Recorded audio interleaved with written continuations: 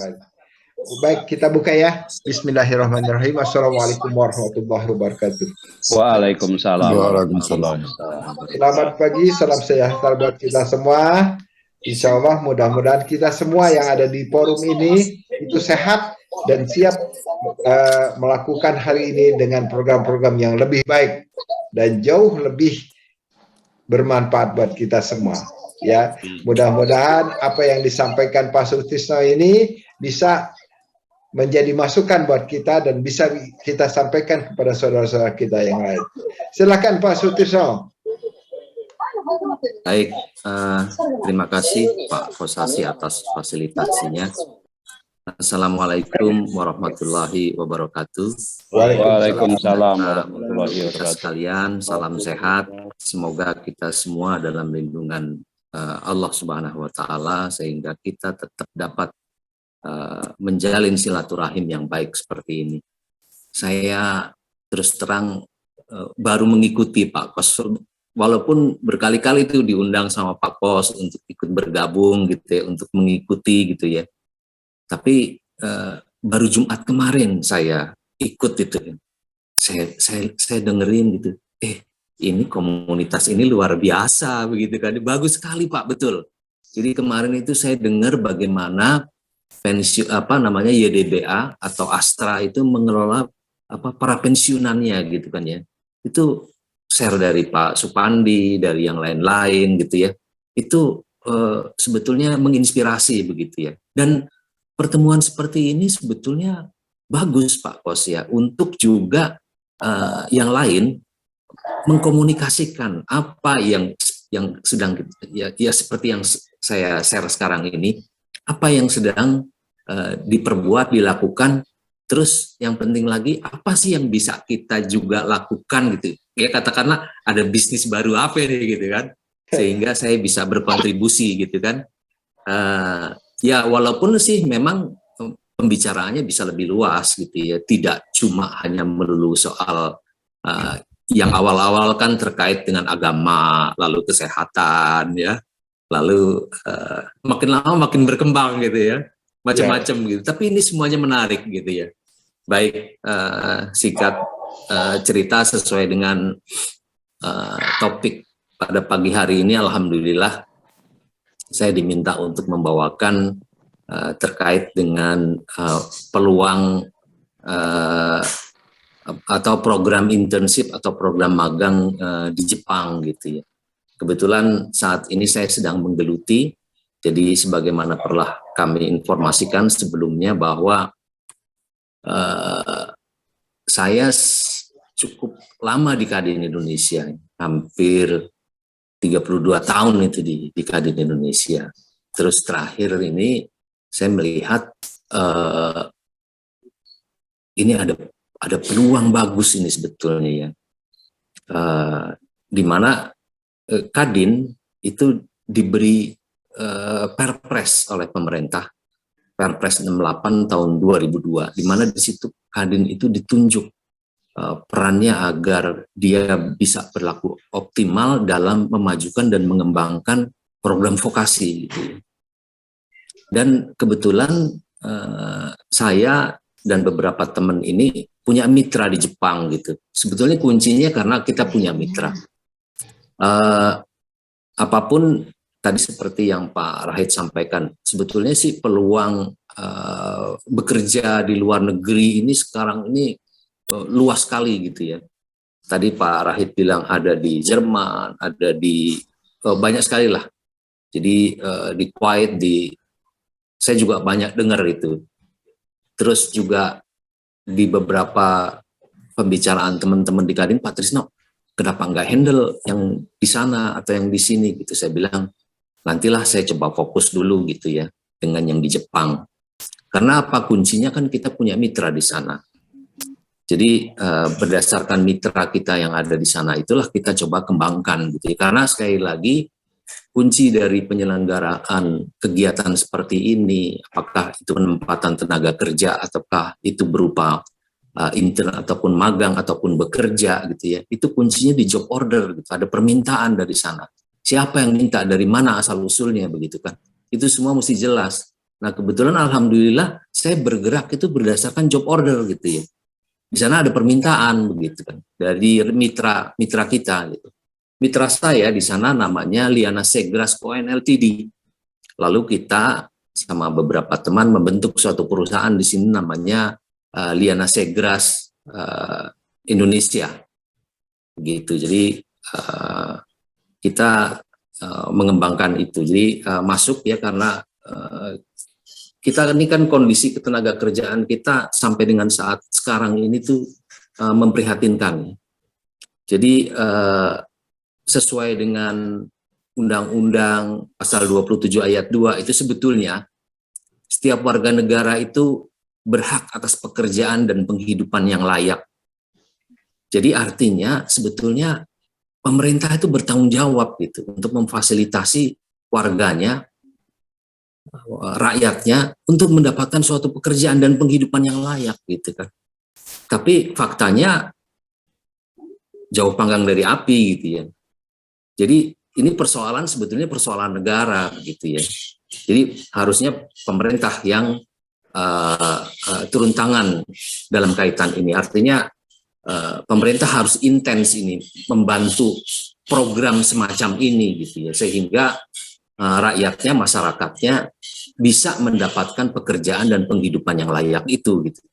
Walaupun mungkin orientasinya bekerja di dalam negeri gitu. Tapi kan peluang sekarang ini bekerja di luar negeri itu sangat besar sekali, sangat luas gitu. Jadi ini memang harus dimanfaatkan gitu ya. Sementara sistem pendidikan kita itu belum sampai memikirkan barangkali sudah barangkali, tapi menerapkan implementasinya terkait dengan placement daripada para lulusannya itu belum sama sekali. Jadi setiap perguruan tinggi itu masih orientasinya mencetak, meluluskan. Berapa banyak lulusannya? Baru sampai pada tahap itu. Jadi sementara para lulusan ini setelah itu ya mencari pekerjaan sendiri. Gitu. Akibatnya banyak pengangguran. Karena di sini kan ketersediaan pekerjaan terbatas ya. Lalu jumlah daripada orang pencari kerja itu setiap tahun sekitar 2,25 juta orang setiap tahun itu bertambah. Nah, di tahun 2002 per Februari kemarin, angka pengangguran kita itu sudah sampai 8,40 juta rupiah, 8,40 juta orang.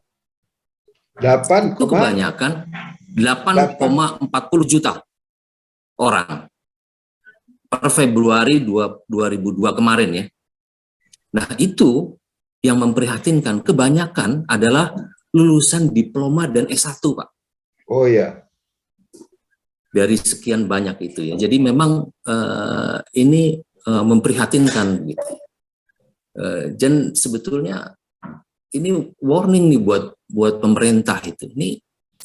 Ini pengangguran kita nih pengangguran terdidik semua itu, bahaya itu negara kalau penganggurannya banyak, pengangguran terdidik gitu kan, bisa terjadi hal-hal yang tidak diinginkan ke depannya begitu kan. Jadi begitulah kondisinya gitu ya. Lalu ya ini kebetulan memang program yang kami jalankan seperti tadi saya sampaikan bahwa ini terkait juga dengan programnya pemerintah. Kebetulan pemerintah itu saat ini mendorong terkait dengan Mandiri Belajar Kampus Merdeka. Nah itu terkait dengan pengembangan vokasi gitu ya. Jadi di dalam Perpres 68 2002 itu tujuannya jelas itu daripada Perpres tersebut ya. Lalu kebijakan MBKM itu juga jelas gitu. Siapa saja yang diminta atau terkait dengan kebijakan ini, siapa saja itu diminta untuk kontribusinya. Bahkan sebetulnya di situ disebut di Perpres itu fungsinya Pemda gitu ya. Pemda itu memfasilitasi, bahkan dia harus mempersiapkan itu para lulusan itu kalau dia mau mencari pekerjaan dan dia membutuhkan training. Jadi training itu dibiayai oleh Pemda harusnya gitu kan. itu harusnya ada anggaran dari Pemda gitu untuk itu. Tetapi sampai dengan saat sekarang masih jauh itu, Pak. Belum ada itu Pemda yang tergerak. Mungkin sebagian saya baca di media di Jawa Tengah tuh sudah ada gitu ya dari Pemda. Jadi sementara ini memang kita masih bergerak sendiri-sendiri. Ya mudah-mudahan makin ke depan makin baik lah ya. Lalu praktek kerja magang atau internship ini sesuai dengan program MBKM itu boleh dilakukan di mana saja. Di dalam negeri boleh. Jadi kalau di program MBKM itu Menteri Pendidikan Kebudayaan yang sekarang itu memberi keleluasaan sebetulnya kepada setiap mahasiswa untuk mengembangkan potensinya, potensi dirinya itu melalui kegiatan antara lain magang, ya. Lalu dia bisa juga bekerja, bisa juga dia mengajar, macam-macam itu. Bahkan sebetulnya dia boleh mengembangkan diri keluar daripada jalur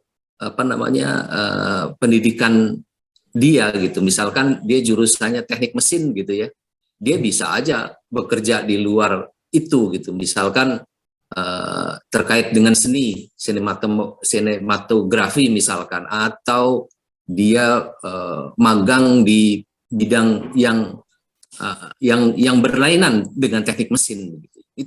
Itu diperbolehkan kalau memang istilahnya minatnya ke arah sana pada akhirnya ya.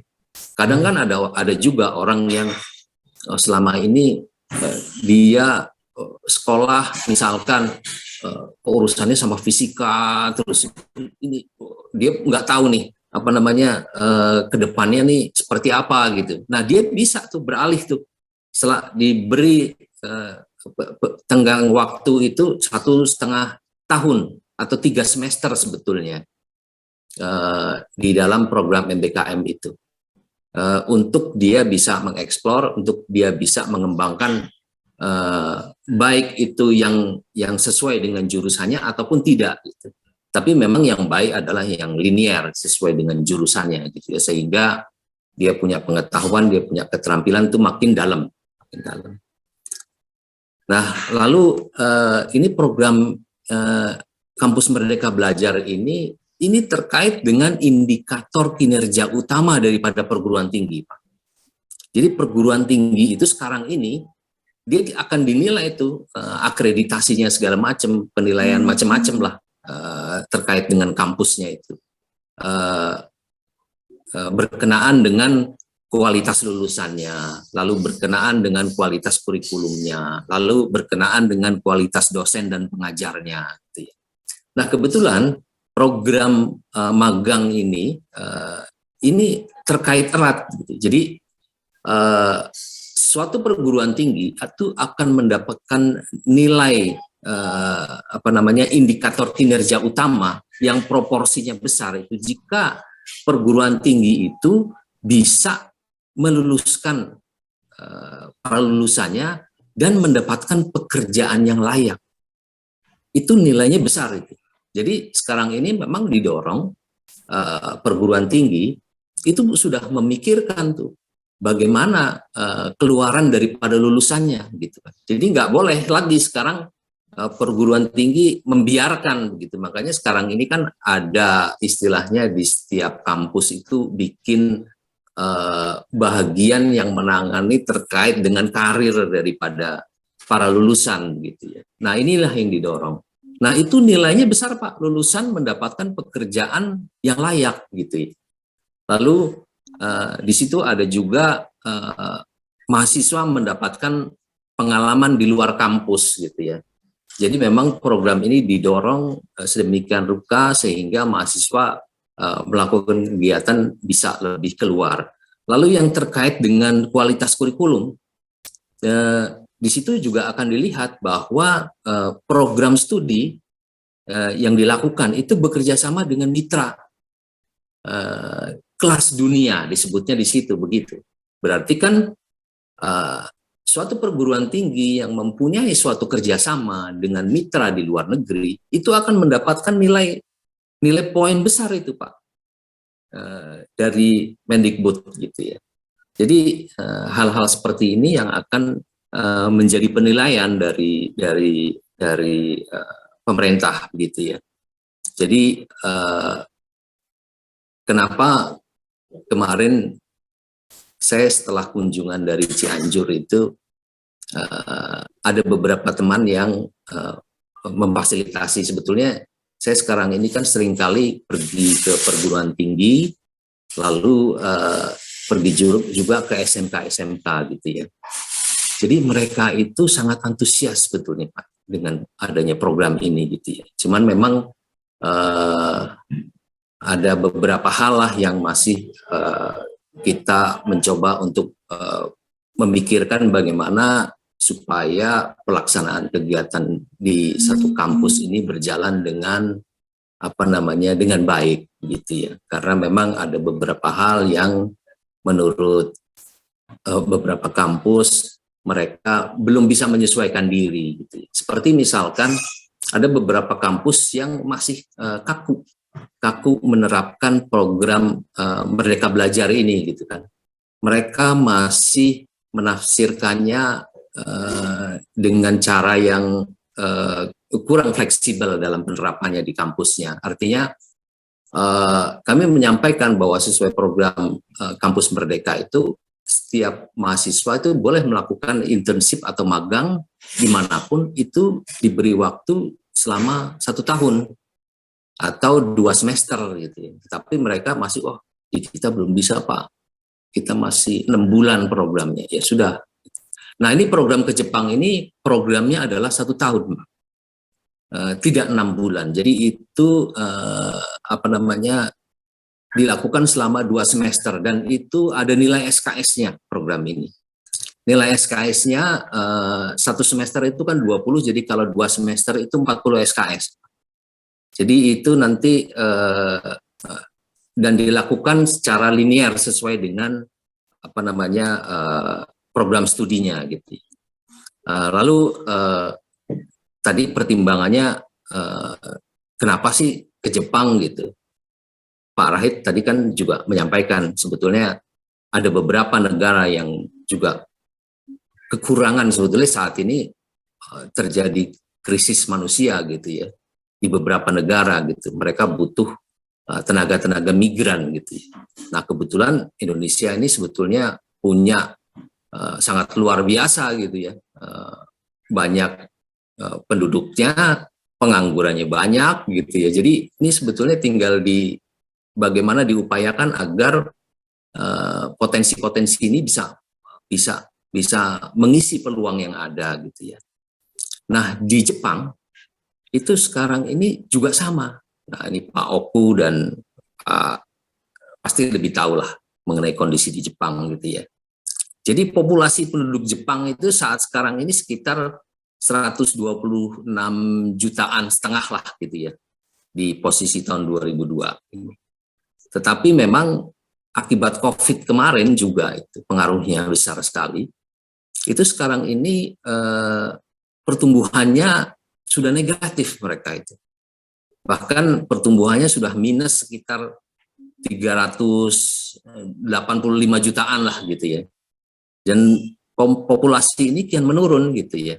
Jadi ini yang mengkhawatirkan sebetulnya di Jepang. Jadi mereka itu sangat memerlukan tenaga kerja dari luar. Nah, kebanyakan itu tenaga kerja di Jepang itu diisi oleh tenaga-tenaga dari Tiongkok. Itu mencapai 29% ya. Lalu Filipina 11%. Lalu Vietnam ada 24% ya. Lalu Indonesia berapa banyak? Indonesia baru 3%. Paling kecil. Kalah kita sama Nepal. Nepal aja 9% Pak.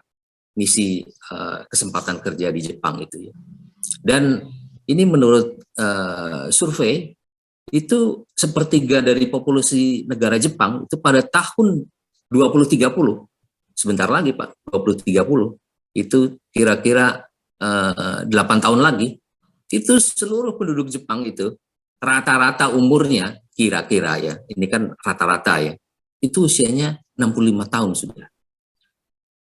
Jadi di sana itu pertumbuhan angkatan kerja barunya itu sudah minus gitu ya, nggak ada lagi pertumbuhan gitu. Jadi inilah yang akan memprihatinkan. Padahal di sisi lain di Jepang itu kan bagaimana tertibnya ya, mereka sudah memikirkan ke depan bagaimana masa depan dia di hari tua apa segala macam. Sejak awal mereka bayar asuransi untuk bisa menjamin kesehatannya, bisa menjamin masa tuanya, ada yang urusin apa segala macam. Sementara sekarang ini mereka kekurangan tenaga kerja gitu. Jadi pemerintah Jepang juga worry Pak terhadap kondisi ini gitu ya. Ini siapa yang ngurusin warga saya gitu kan nanti ke depannya gitu kalau nggak ada tenaga kerja ya solusinya pakai tenaga migran itu. Tenaga migran. Jadi itu juga menghantui bukan cuman hanya dari sisi pelayanan, tetapi dari sisi produksi. Bagaimana mereka bisa memikirkan ke depan secara berkesinambungan, industrinya tetap bisa berjalan begitu. Jadi memang ini dari segala lini mereka butuh gitu kan, dari segala lini. Jadi memang kebutuhannya besar sekali gitu ya. Lalu apa sih keuntungannya gitu kalau magang di Jepang gitu? Ya sekali lagi ini Jepang itu kalau kami menilai dia suatu negara yang punya tradisi bagus sekali Pak. Punya tradisi bagus sekali yang bisa kita tiru gitu, bisa kita ikuti, bisa ditularkan ke kita untuk generasi kita, terutama budayanya. Ya budaya Jepang itu kan terkenal punya etos kerja yang tinggi ya, disiplin, tanggung jawab gitu ya, semuanya dilakukan secara sistematis gitu, dipikirkan tuh secara sistematis. Lalu memang mereka budayanya juga saling menghormati yang muda, menghormati yang tua, apa segala macam. Ini budaya-budaya itu sebetulnya di kita juga dulu diterapkan seperti itu gitu ya.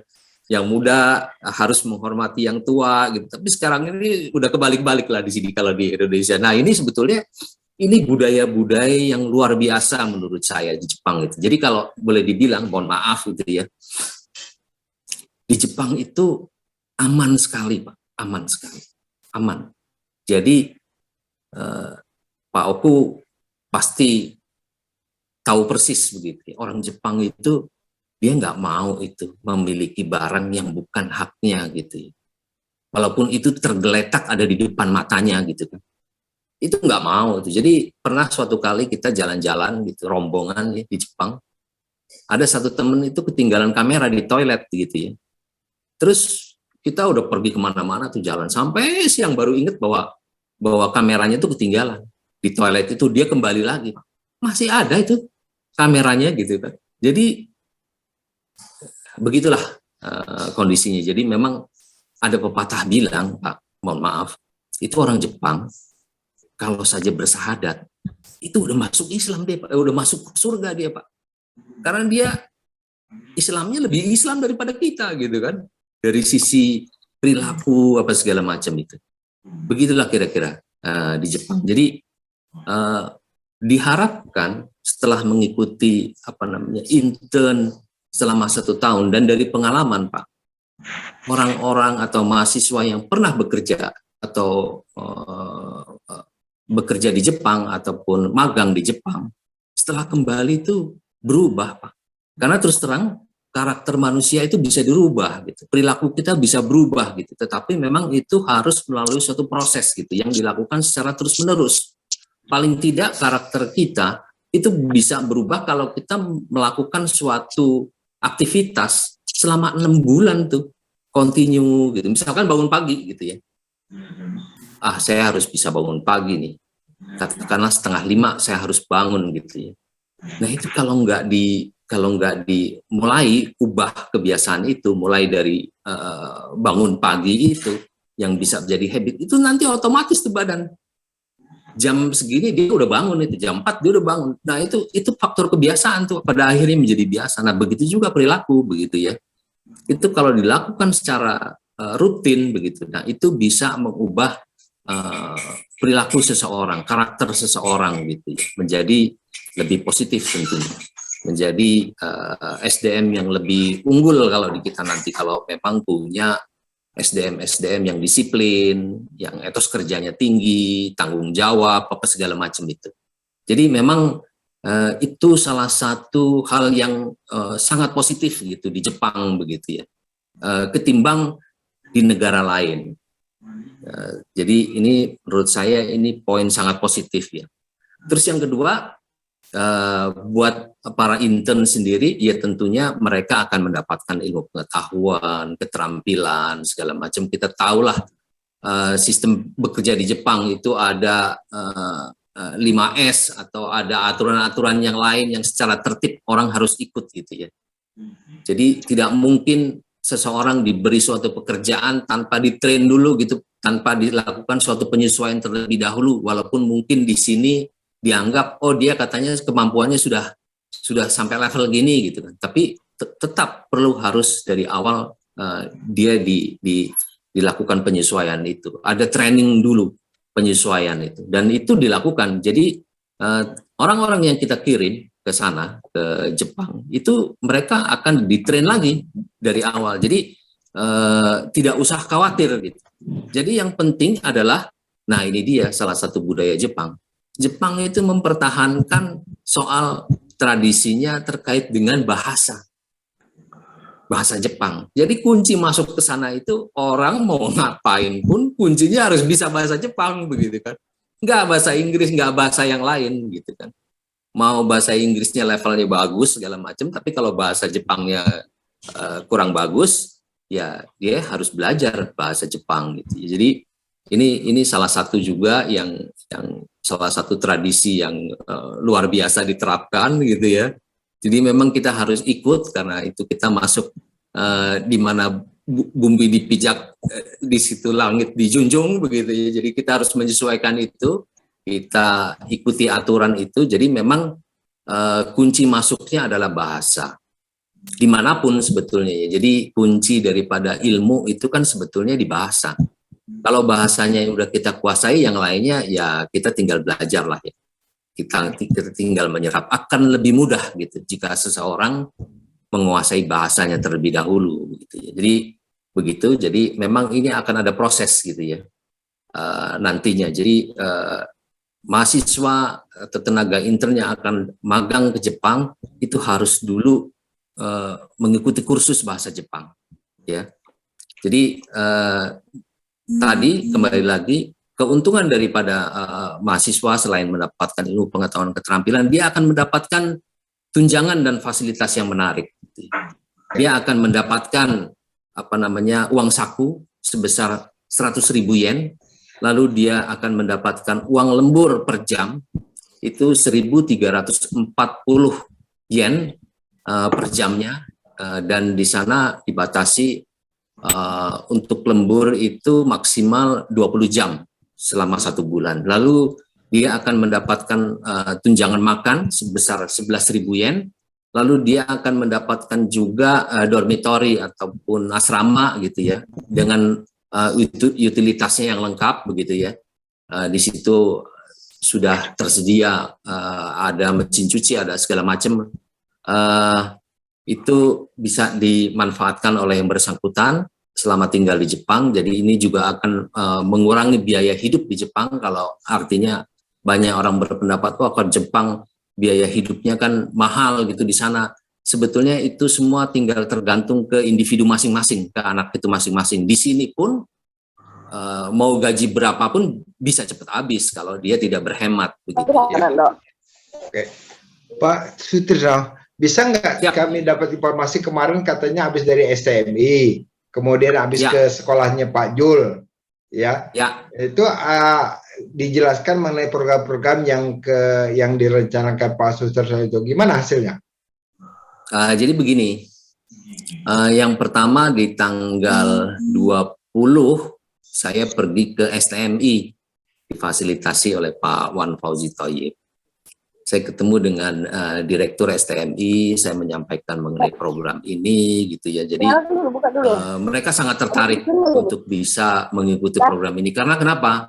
Jadi keuntungannya karena ini terkait dengan itu indeks kinerja daripada perguruan tinggi ya Pak ya. Jadi mereka antusias untuk itu, untuk mengikuti itu, sehingga mereka akan segera mengimplementasikan ini. Yang mereka rencana akan mulai kursus bahasa Jepang mulai bulan Januari tahun depan ini akan segera dimulai gitu ya. Itu di STMI ya? Itu di STMI. Jadi Januari dia udah start Pak. Jadi mereka punya prinsip, Pak Wan Fauzi juga punya prinsip, kalau kita punya keterampilan, kemampuan bahasa Jepang, itu nilai kita sudah nambah. Udahlah, nggak perlu ikut magang ke luar negeri, kerja di sini aja. Kalau di perusahaan Jepang kita punya kemampuan bahasa Jepang, itu nilainya beda gitu ya, gajinya beda itu, fakta di lapangan begitu kan. Ya. Jadi gimana yang nilai positif? Yang di Pajul di Kahlim? Yang di Halim itu Universitas Unsurya. Saya baru kemarin hari Kamis saya ke sana, saya ketemu dengan Pak Rektornya gitu ya. Jadi sama sebagaimana saya paparkan, jadi beliau sangat interest sekali begitu. Jadi mereka juga bilang, Pak secepatnya Pak, dia bilang begitu. Januari kita mulai, dia bilang begitu. Kebetulan memang ini sudah jadi bagian daripada mimpinya si Pak Rektor itu gitu kan. Dia udah mikir tuh bagaimana nih para lulusannya agar nih kampusnya jadi laku nih ke depan, mahasiswanya makin banyak begitu ya, lulusannya juga bisa mendapatkan pekerjaan, karena beliau tuh ngerti sekali program Merdeka Belajar, Kampus Merdeka itu, bahwa itu akan menjadi penilaian utama tuh, di mana para lulusan itu mendapatkan pekerjaan yang layak. Nah, pekerjaan yang layak atau penghidupan yang layak, yang jelas sih kalau kita bekerja di Jepang itu kan pasti remunerasinya akan lebih baik ketimbang di sini Pak, ketimbang di Indonesia. Kalau di Indonesia paling lulusan baru itu ya dapatnya UMR gitu kan. Kalau di Jepang ya mohon maaf, ini saya sampaikan bahwa kalau untuk intern ini kira-kira dia bisa dapat sekitar 14 sampai 15 juta Pak setiap bulan. Dari tadi yang ada uang saku, ada uang segala macam. Jauh. Jadi terus kalau untuk tadi Pak Rahid bilang program Tokotugino itu yang magang secara selama bukan magang, itu bekerja, itu kontraknya 5 tahun. Itu untuk anak level SMK saja dia baru masuk itu dia dapat 20 juta Pak. Itulah kira-kira Pak. Ya, ini baru di bidang pendidikan ya. Jadi kerjasama Pak Sutrisno, nanti mungkin Pak Oku, Pak Cappuccino ya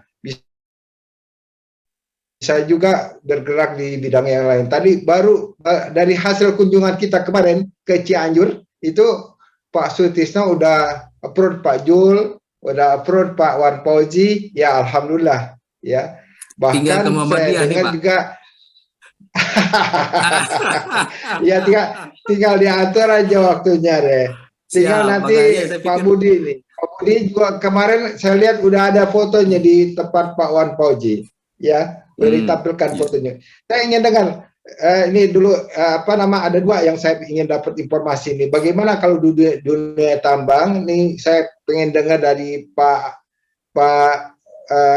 Abdurrahman. Kemudian saya pengen dengar ini si Ibu, Ibu bicara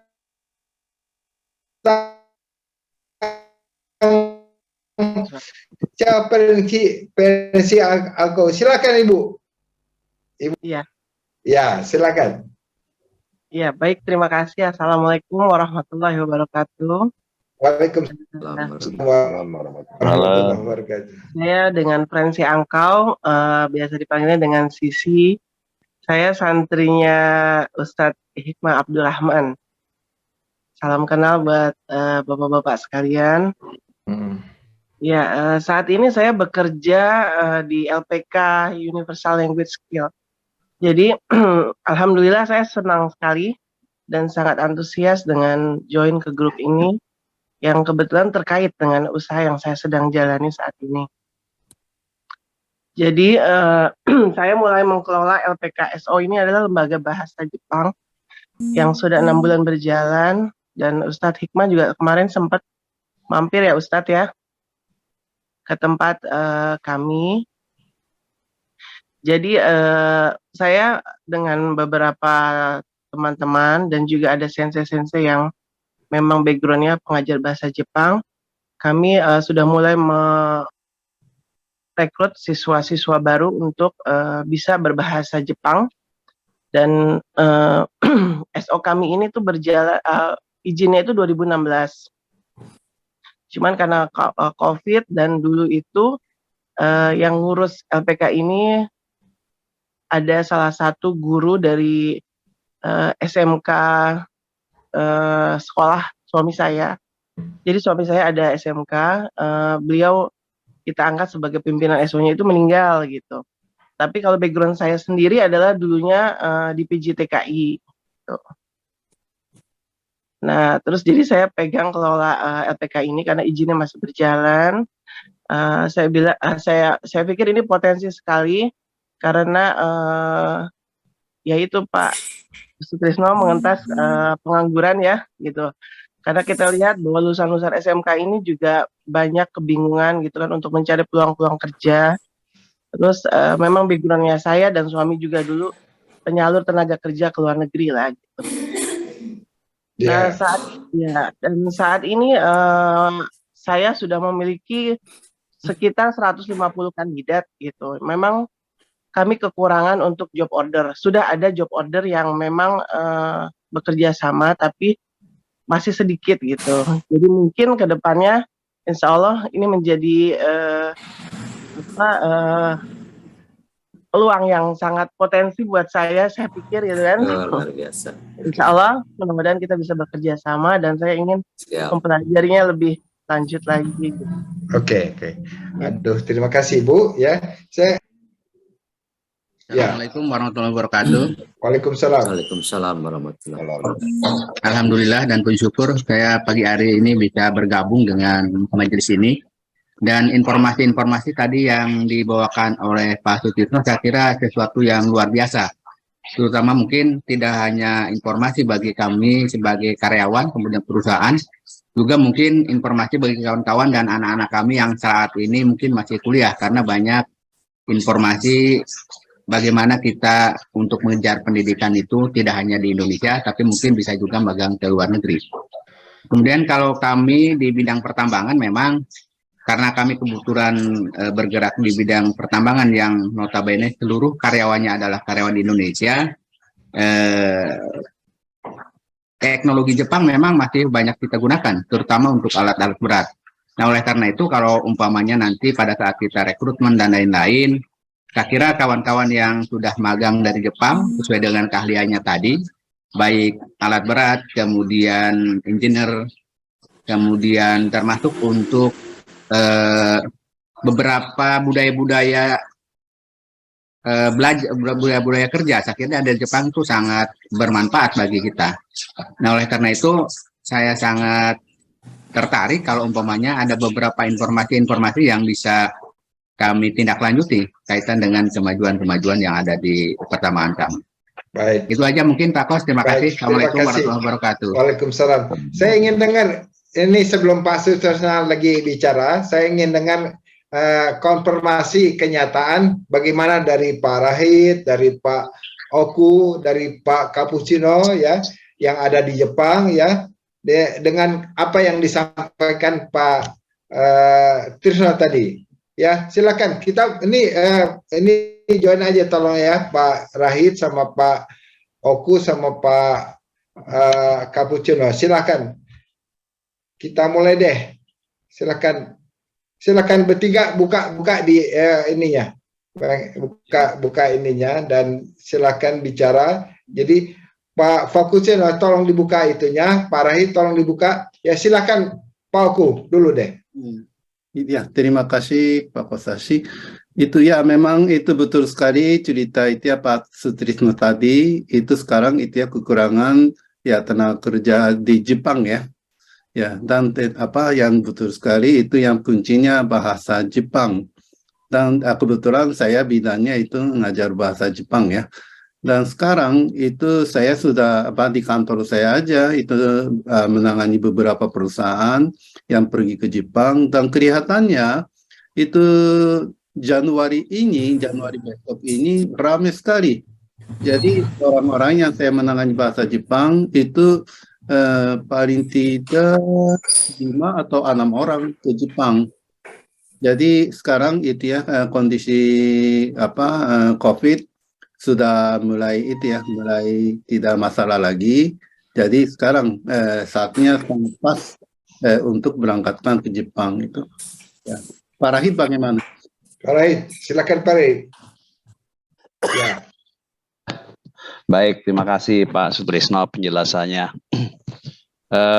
Ya, saya memang berhubungan dengan negara Jepang sudah cukup lama ya. Jadi yang disampaikan Pak Sutrisno itu sebagian besar itu betul Pak. Jadi kalau mungkin ada juga yang Pak Sutrisno belum ketahui mengenai Jepang.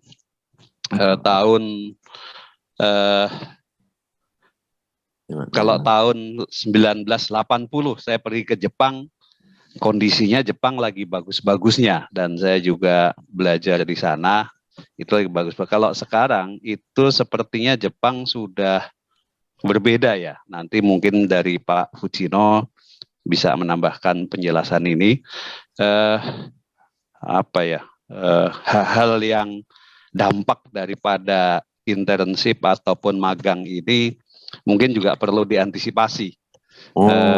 Jadi tidak yang bagusnya saja diceritakan di sini, mungkin juga kita jadi supaya seimbang apa sih resiko-resiko kalau kita ke Jepang, kemudian apa sih dampak-dampaknya, karena di sana kan juga bukan negara Indonesia ya, aturan hukumnya berbeda, kemudian bahasanya berbeda, kebiasaan orangnya berbeda, semua berbeda.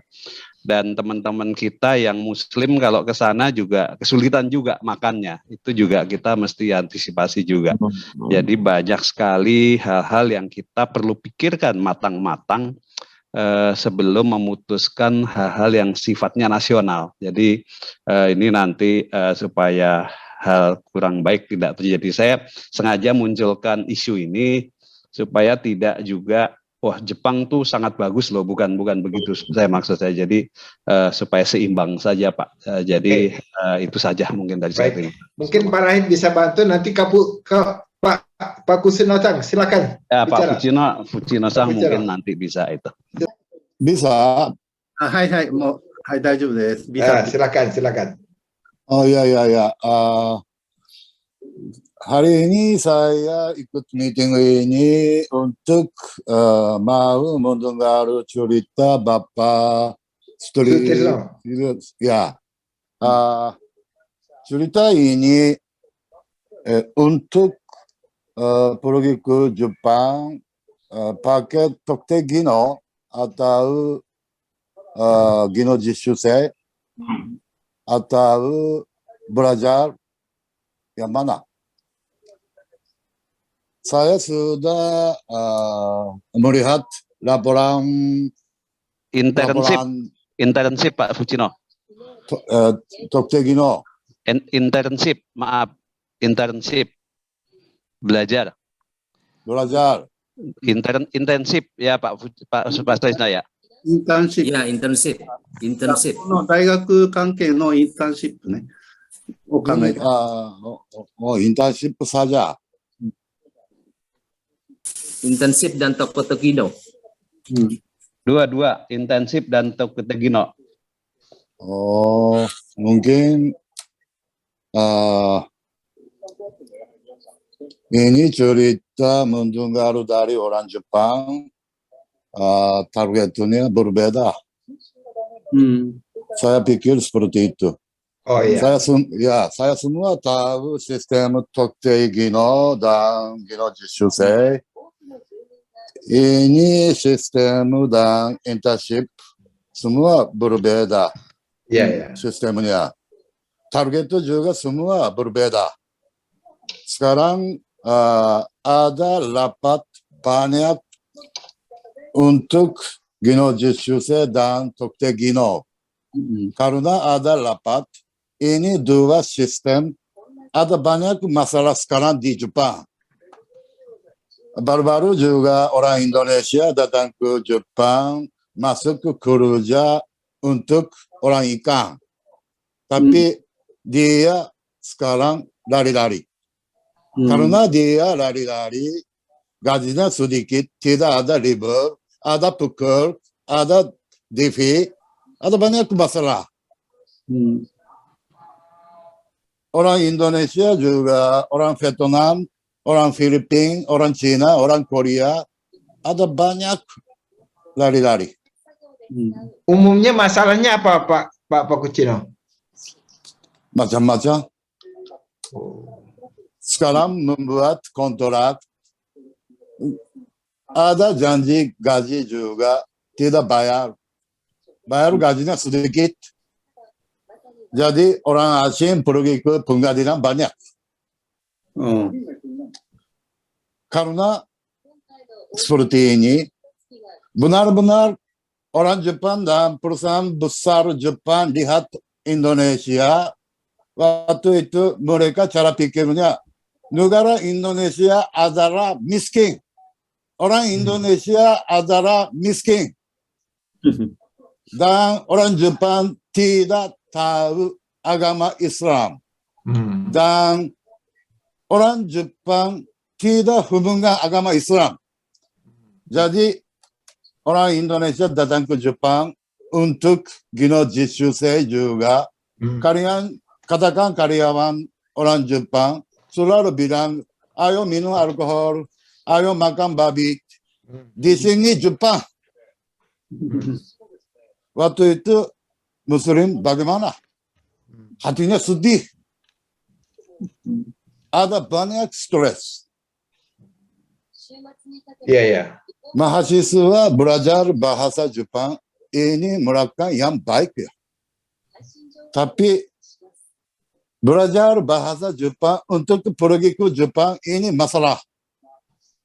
Dan Gino Jisuse juga, Tokte Gino juga yang sama.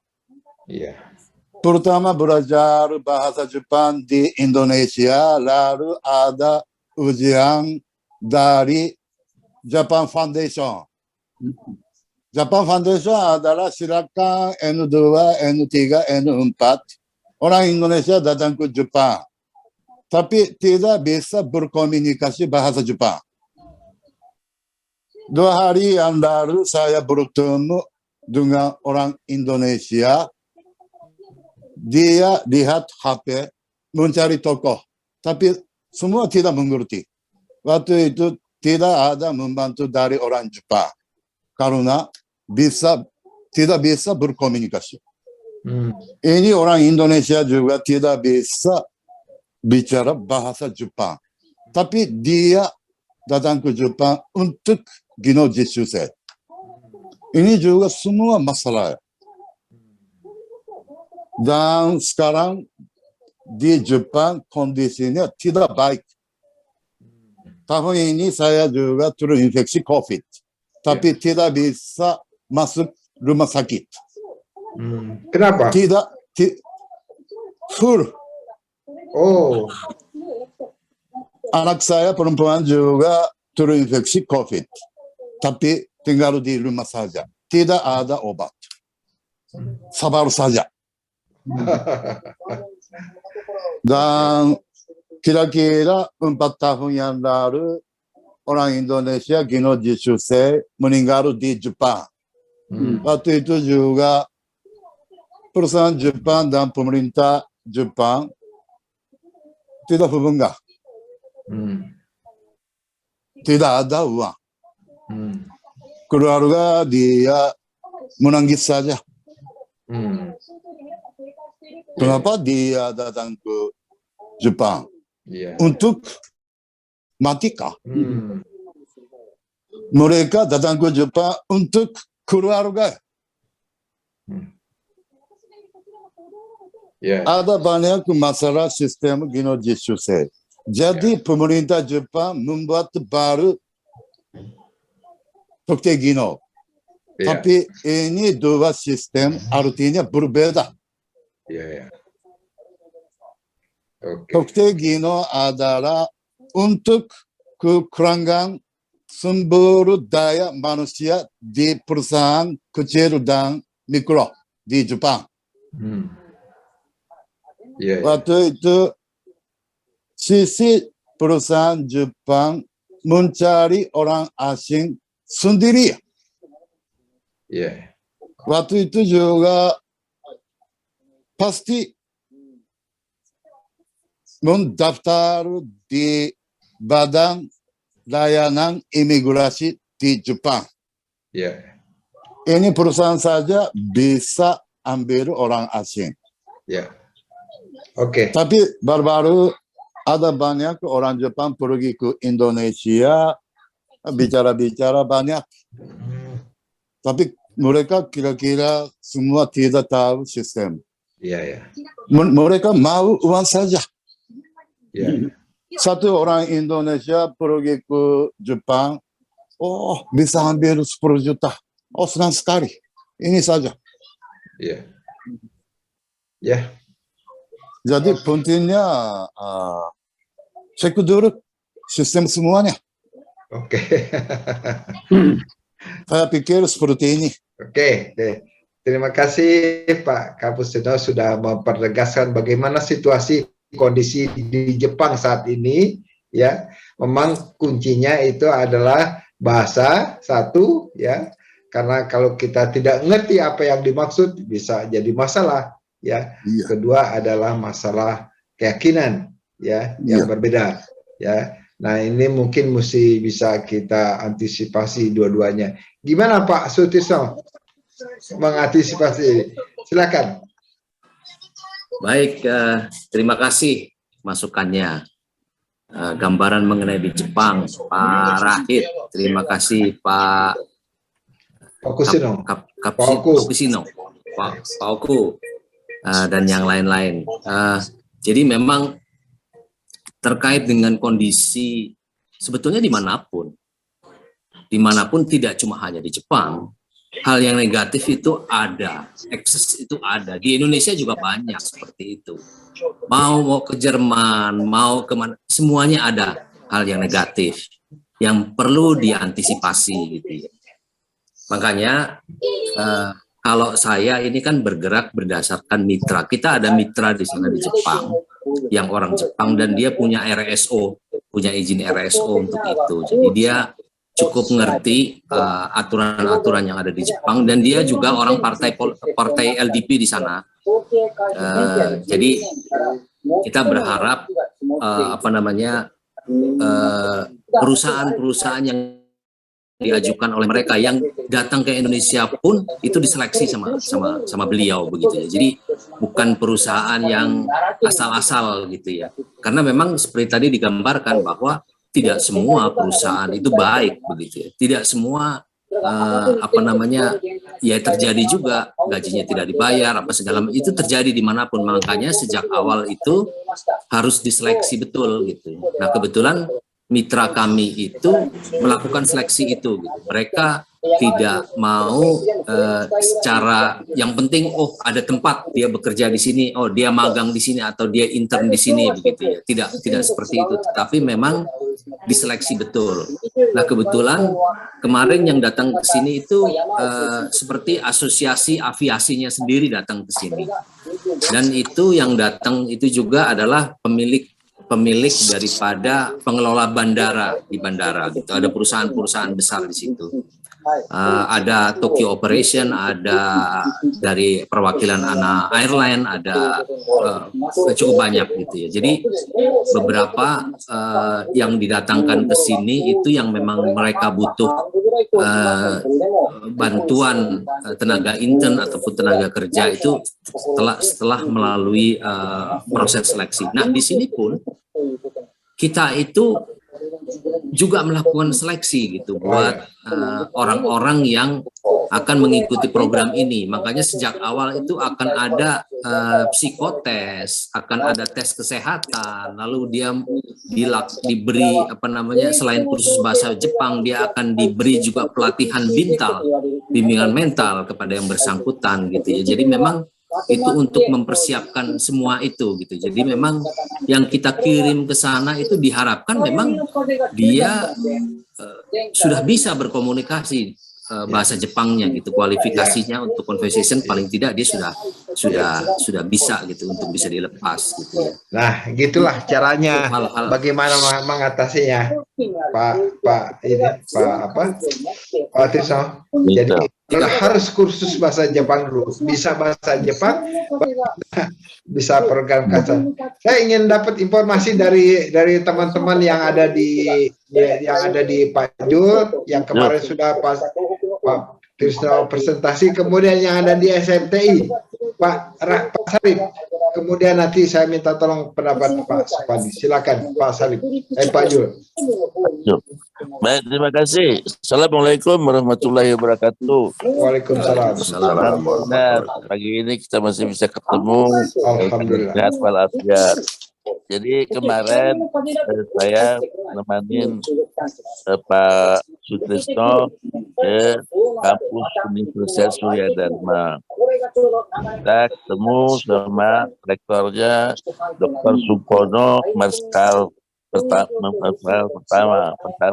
Marskal Muda kita dua ya, sama Warek satunya Bapak Tamsunir juga bintang 2 dan ini bintang 1. Mereka bapaknya sangat antusias dengan yang dijelaskan oleh Pak Sutrisno, dan mereka akan mulai dengan bulan Januari ini sudah mulai melakukan sosialisasi di kampusnya, dan rektornya sangat antusias dan insya Allah bisa berhasil. Jadi gini, dari informasi ini saya lihat Pak Sutrisno memang harus hati-hati, harus antisipasi apa yang dijelaskan oleh Pak Kopcino, Pak Opu, dan Pak Rahid yang sudah bertahun-tahun di sana. Ini kita antisipasi, dan kita juga nanti mengajarkan apa yang diperlukan untuk mereka tidak mendapat SFS yang didapat. Dan kemudian yang kedua, tentunya penerima tenaga kerja kita ataupun tenaga kita di sana sebaiknya diminta seleksi betul sama perusahaan Pak Liana Corporation ini, yang Pak itu wakilin Pak Sutrisno. Ya, karena itu aja sehingga ini berhasil dan betul-betul kita harapkan bisa berhasil. Kita lihat nanti dibuktikan Februari, Februari atau Maret itu sudah ada launchingnya. Insya Allah. Itu aja dari saya. Terima kasih. Oke, terima kasih. Silakan Pak Salim. Mungkin Pak Salim dari SMT gimana tanggapannya setelah melihat situasi atau Pak Sutrisno itu mempresentasikan teori itu? Silakan. Masih di mute. Assalamualaikum warahmatullahi wabarakatuh. Mohon maaf Pak Kosasi, saya bukan di SMT ini. Di mana? Saya di Politeknik APP. Oh, Politeknik. Iya. Saya nggak tahu itu apa yang terjadi dengan Politeknik STMI. Saya di APP. Tapi tentunya program ini akan menarik ya buat teman-teman mahasiswa yang mungkin ingin maju dan juga ingin dapat pengalaman yang lebih baik gitu. Karena tentunya mereka punya harapan-harapan juga yang untuk bisa ke luar negeri. Mungkin Pak Trisno kalau kapan-kapan bisa ke APP juga saya rasa welcome. Mungkin itu dulu. Terima kasih Pak Kosasi. Siap. Gimana Muhammadiyah UMJ? Ya. Assalamualaikum warahmatullahi wabarakatuh. Selamat pagi semuanya. Terima kasih ada Pak Supandi, Pak Zul, teman-teman Pak Emak. Pertama saya melihat ini luar biasa ya. Jadi informasi yang saya dapatkan adalah sebuah informasi yang seimbang ya, baik dari Pak Rahid, Pak Kopcino ya, teman-teman Pak Tuk. Memang Muhammadiyah pernah melakukan program ini gitu. Namun waktu itu belum bisa diimplementasikan gitu. Waktu itu ada beberapa perusahaan ya, sama seperti Pak Sutrisno, menawarkan program Merdeka Belajar, salah satunya dulu sebelum rame-rame, tapi kita sudah mulai dulu karena kita ada program internasionalisasi, sehingga teknik mengambil bagian adalah mahasiswa lulusannya adalah salah satunya bisa dapat bekerja di luar negeri, adalah Jepang. Waktu itu memang kendalanya waktu itu kurang begitu jelas ya. Pertama memang dari segi hukum gitu. Jadi banyak setelah dari sana apa jaminan dari mahasiswa tersebut kalau terjadi sesuatu masalah gitu, kemudian kesehatan, pelayanan dan lain sebagainya. Kalau misalkan tidak dapat sesuatu seperti perjanjian yang didapatkan, apakah mana komplainnya seperti itu. Jadi waktu itu memang yang diprogramkan adalah teknik informatika. Kemudian dari pihak orang tua akhirnya juga membatalkan seperti itu. Kita sih mendukung ya adanya program ini internasionalisasi agar kampus kita menjadi lebih maju seperti itu. Waktu itu akhirnya belum terimplementasi. Mungkin nanti dari Pak Trisno ada program ini kami bisa linkkan. Kalau secara universitas nanti ada di Muhammadiyah ada namanya badan yang untuk menangani hubungan internasional. Jadi khusus ada badan untuk menangani KE-nya itu untuk menangani internasional. Nanti bisa mungkin kami linkkan ya Pak Trisno kapan waktunya, atau nanti bisa dengan pihak rektorat gitu, boleh. Tapi kalau dengan teknik juga nanti Pak Kostasi sama saya juga bisa sama Pak Dekan ya. Cuma memang itu pernah terjadi begitu Pak Trisno. Jadi kita pernah menjalankan program itu tidak berjalan karena mungkin tadi terkaitkan dengan regulasi gitu, regulasi dan keamanan dan lain sebagainya gitu ya. Akhirnya ada salah satu yang tidak kurang puas gitu pihak kami gitu, akhirnya tidak bisa dilanjutkan. Itu aja mungkin. Terima kasih. Oke, baik, terima kasih. Inilah yang disampaikan. Ini Pak Budi ini salah satu profesor dari UMJ juga tangani ini. Jadi bisa bantu kegiatan-kegiatan yang nanti akan dibawakan oleh Pak Sutrisno. Mungkin saya ingin sekali dari sisi kondisi kenyataannya seperti ini, terus Pak Sutrisno, Pak Oku punya program seperti ini, saya kira bagus sekali ya. Pada suatu saat ini kita bisa presentasi di semua perguruan tinggi, baik programnya Pak Oku, programnya Pak Sutrisno itu cuma bagaimana supaya bisa ketemu. Mungkin Pak Supandi bisa kasih penjelasan gimana Pak Supandi dengan situasi kondisi seperti ini. Iya, baik Pak, terima kasih. Assalamualaikum warahmatullahi wabarakatuh. Waalaikumsalam. Salam sehat untuk semua. Ya, indah sekali ya saya mendengarkan ya. Artinya gini aja lah. Kita ini kan punya kebanggaan bangsa ini karena sementara negara-negara lain itu kekurangan tenaga yang produktif, sementara kita akan dapat bonus sebagai bangsa yang akan banyak tenaga produktifnya. Bonus demokrasi.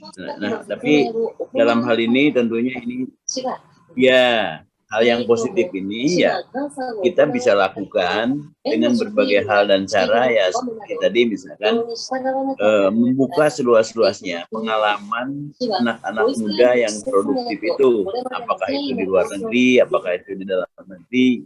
Jadi kita menyebar, nah ketika menyebar dapat pengetahuan, dapat pengalaman ya balik lagi untuk membangun negeri. Contoh misalkan ya, kita ingat perang Vietnam. Begitu hancur lebur bangsanya, diberi kesempatan bahwa negara setelah selesai perang, Amerika kalah. Kemudian banyak yang belajar dikirim ke Amerika. Nah dia ketika mereka sudah kembali dan membangun negerinya, percepatan pembangunan di sana tidak kalah majunya ya di termasuk di ASEAN. Nah ini contoh-contoh yang begitu Pak semangatnya. Jadi kalau tadi Pak Trisno menyampaikan ya kesempatan di Jepang, Pak Rahid tadi menyebutkan ya di Jerman juga tidak kalah. Oke lah nggak apa-apa. Yang penting belajar balik sini bangun bersama. Barangkali dari saya cuma itu aja. Jadi terima kasih semuanya hari ini bisa mendapat pencerahan, mendapatkan gambaran-gambaran dari teman-teman yang punya pengalaman bagaimana merekrut tenaga-tenaga yang untuk bekerja di luar negeri. Tapi tolong diingat quote to quote ya Bapak, ya ujungnya semuanya adalah untuk kepentingan bangsa ini. Terima kasih wabillahi taufiq wal hidayah. Assalamualaikum warahmatullahi wabarakatuh. Sebelum Pak Sutrisno, mungkin ada informasi-informasi penting yang ingin disampaikan pada kita semua kaitannya dengan rencana untuk kalau seandainya magang atau bimbingan teknis di negara luar. Silakan Pak Sutrisno. Pak Kepusno mau tambahkan? Atau yang lainnya silakan. Putus-putus. Ya, halo. Jadi begini, memang terima kasih sekali atas masukannya semua. Itu hal yang sangat positif dan akan menjadi perhatian kita semua di sini dalam mengelola ini. Kami ingin menginformasikan bahwa kita akan melepas keberangkatan insya Allah di awal Februari. Tadinya rencanakan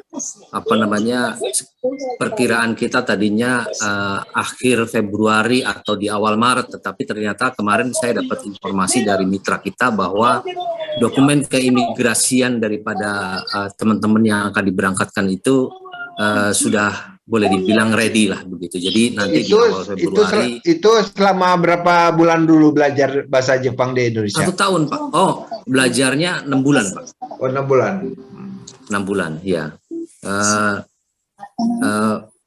Mereka nanti akan berangkat ya intern selama 1 tahun itu. Dan kita akan lepas di sekitar awal Februari nanti.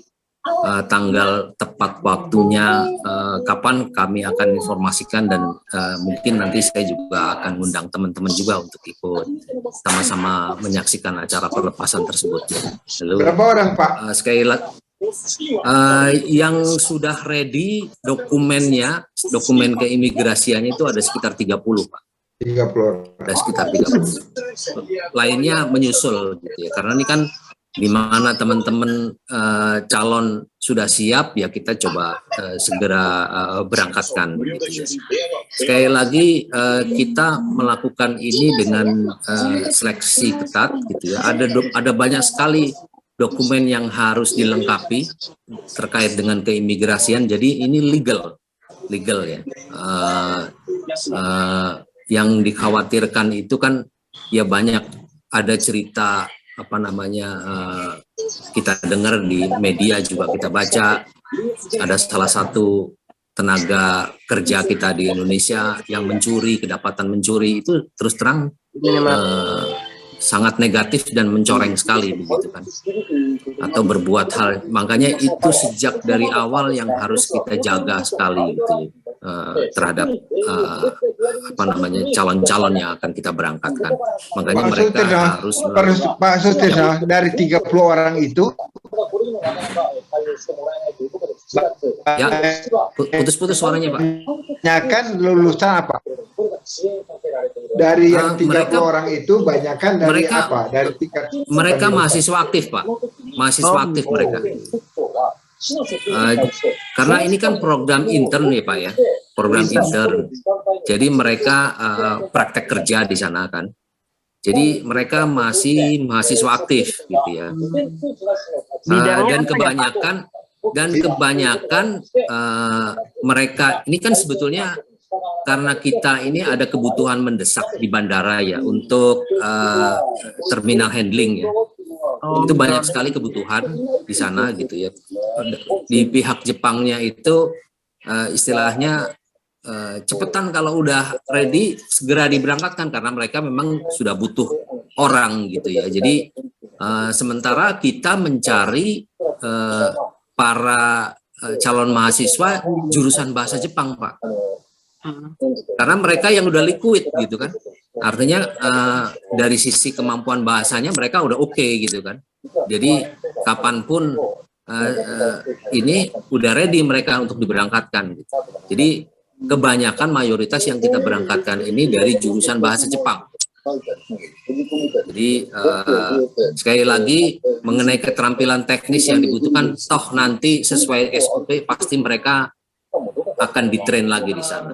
Akan ada melalui masa orientasi. Begitu, Pak. Jadi kalau mohon maaf tadi Bu siapa Bu yang tadi mengelola LPK? Ada calonnya banyak sekali, nah kita bisa kerjasama tuh Bu. Dipanggilnya Ibu apa? Dia panggilnya? Dipanggil Ibu Sisi. Ya kemarin saya juga sempat ke Bu Sisi. Ketemu dengan ownernya, dia juga mengharapkan ada job order untuk internship dari mahasiswa-mahasiswanya. Dia ada D1 dan D3 untuk caregiver. Jadi gitu. Lokasinya di mana Ibu?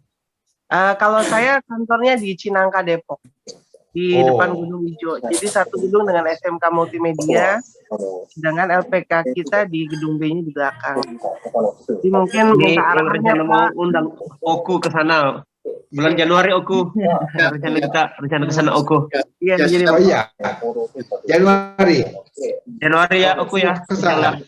Oke, nanti. Ya, jadi mungkin saya minta arahannya karena saya mungkin untuk LPK Jepang ini sendiri saya kalau tuh baru gitu 6 bulan, jadi mungkin bisa minta arahannya dari Bapak saya sekalian ini kita bisa menjadi mitra yang saling buat kemanfaatan sebanyak orang ya Pak ya, insya Allah. Saya siap belajar deh dari bapak-bapak semua sekalian. Oke.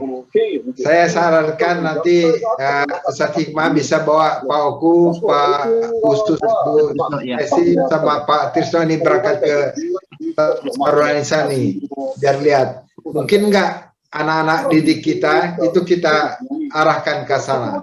Ya silakan nanti bicarakan sama Ustaz Hikmah ya. Ya, mungkin ini satu peluang yang bagus ya. Pak Trisno, Pak Oku, sama Ibu. Mike, tolong mic off stick saya off. Fujino-san. Ya. Mike stop off stick saya. Off list. Oke. Ya, oke. Makasih Pak Rahim. Ya, jadi belum ya. Masih off. Pak Oku. Ya, Pak Oku, Pak. Oke, terima kasih. Pak Kamera Trisno, tidak apa-apa, kamera tidak apa-apa. Ya. Bisa bersama-sama untuk bisa melihat kondisi yang ada. Gimana kemungkinannya Pak Hikmah? Pak, waktu kita pulang dari Cianjur, saya udah sempat ngobrol-ngobrol dengan Pak Sutrisno masalah dengan Pak Zul ya. Insya Allah Pak rencana ada beliau akan berkunjung ke pondok kita. Oh ya. Apa nanti mungkin nanti diagendakan berbarengan aja sama sekalian rencana ke tempatnya Bu Siti, Mbak Siti. Oh iya. Ya. Oke. Bisa nggak itu dilaksanakan pada tanggal 3 dan 4 Januari? Ya, udah berdekatan Pak Sutrisno dari pondok itu dari pesantren ke tempatnya Bu Siti itu dekat. Kira-kira sekitar 20 menit lah, satu jalur. Depok sama Bogor, insya Allah. Iya Pak Trisno ikut biar gabung aja. Bisa nggak? Saya mohon maaf, kalau tanggal 3 kebetulan mungkin saya masih dalam perjalanan tuh Pak. Oh ya. Saya rencana mau ke lihat-lihat ke Medina sama ke Mekah gitu. Oh alhamdulillah. Ya sudah. Ada yang mau disampaikan ke Bu Sino? Ya, ada enggak? Tidak ada. Tidak ada. Oke. Kalau tidak ada di off dulu dah. Ya. Kalau tidak ada tolong suaranya di off dulu ya. Oke. Pak Trisno Mike saja off bisa kah Pak Fujino? Mike saja. Mike. Mute. Oke. Belum. Mute. Kameranya hilang. kameranya. Mic saja bisa Kak? Dari Bisa. hostnya tuh, dari hostnya apa ini? Caki aja, Caki apa baik Mas? Mute. Ya, Jaki bisa di mute, bantu Jaki. Caki. Dari host bisa Kak? Bisa. Jaki. Ya, oke. Ya, jadi biar ada silaturahmi ini Pak Sutisno, Pak Oku, sama Bu Siti, ya, itu bisa berkomunikasi baik ya, sehingga terjadi sinergi. Ya, kita tahu bahwa memang masalah tantangan bukan masalah ya. Tantangan buat kita adalah penyaluran tenaga baik untuk SMK atau apalagi perguruan tinggi. Ya, dan tantangannya adalah di bahasa. Ya. Nah, ini mungkin satu hal yang bisa kita bantu kalau seandainya kita bisa memberikan informasi itu. Saya kira gitu ya. Pak Sutino. Ya, oke. Saya kira ini udah jam 6:30 lewat. Saya mohon maaf, tapi buat minggu depan, buat hari Jumat pekan depan, ya kita diskusi lagi seperti ini. Tapi temanya macam-macam. Temanya bagaimana kita menyikapi tahun 2023 ini dengan lebih baik lagi. Itu artinya yang bicara siapa aja di antara kita. Ya, tidak ada narasumber khusus. Tapi saya minta nanti kita bicara untuk bagaimana supaya bisa kita maju ke depan, bisa kita lebih baik lagi dari tahun 2022 yang sebentar lagi kita akan lewatkan. Ya, kita menghadapi tantangan, salah satunya di bahasa bagaimana. Siapa aja yang bicara, tidak ada salah benar. Ya, benar semua karena kita berpikir maju. Ya, karena kita berpikir ingin lebih baik daripada yang tahun lalu. Ya, itu aja mungkin yang saya sampaikan. Ya, maaf Pak Eki, mohon maaf Pak Abdurrahman, Pak Agus, nggak sempat kita bicara lebih baik, dan terima kasih, dan mari kita tutup kajian kita dengan sama-sama membaca kafaratul majlis. Subhanallahumma wa bihamdika asyhadu an la ilaha illa anta astaghfiruka wa atubu ilaik. Assalamualaikum warahmatullahi wabarakatuh. Waalaikumsalam. Sampai ketemu Jumat depan ya. Kucil tolong bisa gabung lagi ya. Mas Ego, terima kasih. Mohon maaf kita nggak ketemu. Assalamualaikum. Ya. Salam.